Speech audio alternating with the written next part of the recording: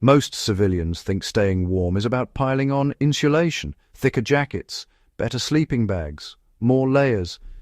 Combat proved repeatedly and brutally that this thinking gets people injured, incapacitated, or dead. Armies learned the hard way that cold is not defeated by comfort alone, and that warmth is less about what you wear than how you move, rest, eat, and manage moisture over time. Every major cold weather conflict, from Napoleon's retreat from Moscow to the Second World War's Eastern Front to Korea's frozen hills, forced soldiers to relearn the same lessons. What's striking is how often modern civilian advice ignores them. What soldiers discovered first was that sweat kills faster than cold. In civilian life, sweat is an inconvenience. In combat, it is a liability. Soldiers learned to underdress on purpose, especially while moving. Marching troops in winter routinely removed layers before movement, even in sub-zero temperatures. The goal wasn't comfort, it was staying dry. Wet fabric strips heat from the body relentlessly, and once soaked, no amount of insulation helps unless the moisture problem is solved. Civilian advice often tells people to bundle up. Military doctrine learned instead to regulate heat production by controlling pace, ventilation, and clothing discipline. This led to one of the most counterintuitive lessons combat taught. Feeling slightly cold while moving is actually correct. Soldiers were trained to accept mild discomfort as a sign they were managing heat properly. Overheating meant inevitable cooling later, often during halts when drying out was, well, impossible.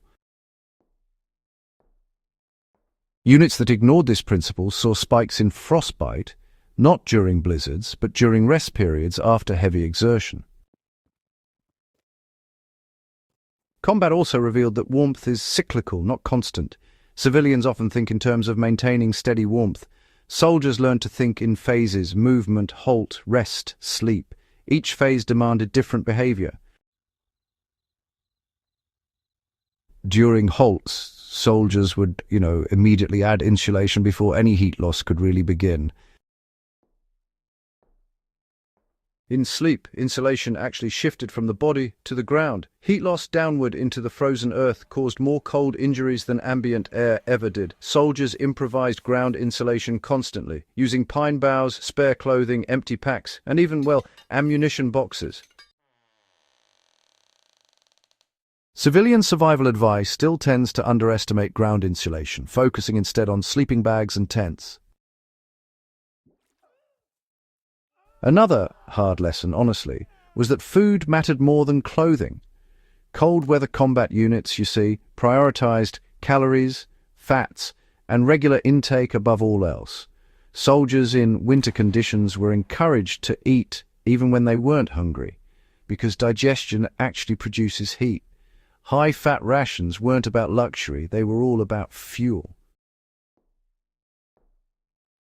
Units that were short on calories, they suffered cold injuries, even when they had adequate gear. Civilians often, focus on gear first and nutrition second. But military history clearly shows the order should be reversed. Foot care, believe it or not, became a science under fire. Soldiers learned that cold injuries often began with immobility and compression, not just exposure. Tight boots restricted circulation, and standing still too long, that just invited frostbite. Troops were trained to move their toes, rotate their feet, and change socks obsessively. Dry socks weren't a comfort item, they were medical equipment. Civilian cold weather advice often treats footwear as a one-time choice, but soldiers treated it as an ongoing process. Combat also taught that shelter mattered less than microclimate control. Soldiers didn't always have tents or fires. What they did have was discipline in positioning, blocking wind, using terrain, sharing body heat when appropriate, and controlling exposure time. Wind, not temperature, caused the most heat loss. Soldiers instinctively built windbreaks from anything available: packs, weapons cases, vehicles, snow walls. Civilians, tend to fixate on temperature ratings and, well, they often ignore wind entirely. Fire, which is really another civilian obsession, was often unavailable or even forbidden in combat situations. Soldiers, they had to learn to stay warm without it. This necessity forced a kind of mastery of passive heat retention techniques. Things like posture, breathing control, minimizing exposed skin, and of course, maintaining circulation. Fire was certainly useful, but it was never something that could be assumed. Modern survival culture still treats fire as the first solution instead of the last resort. One of the most ignored lessons is psychological. Cold punishes indecision. Soldiers were trained to act early, adjust clothing, eat, move, insulate before cold stress set in. Waiting until you feel cold was already too late. Civilians often delay action because they equate cold with discomfort rather than danger. But in combat, that distinction was just erased.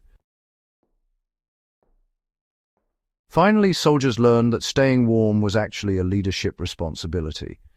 Cold casualties could cripple units faster than enemy fire. So, commanders enforced clothing discipline, eating schedules, and movement rules. Warmth was managed collectively, not individually. Civilians tend to treat cold survival as a personal gear problem, but, history shows it's a system problem. The lesson combat taught over and over is uncomfortable, but clear warmth is not something you buy. It's something you manage. Moisture control, movement discipline, ground insulation, calories, circulation, and timing mattered more than any single piece of equipment. When civilians ignore these lessons, they repeat mistakes armies stopped making generations ago.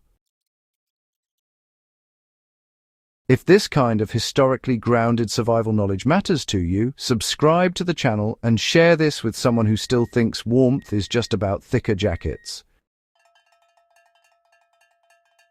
Super extreme. Visual watermark text on screen.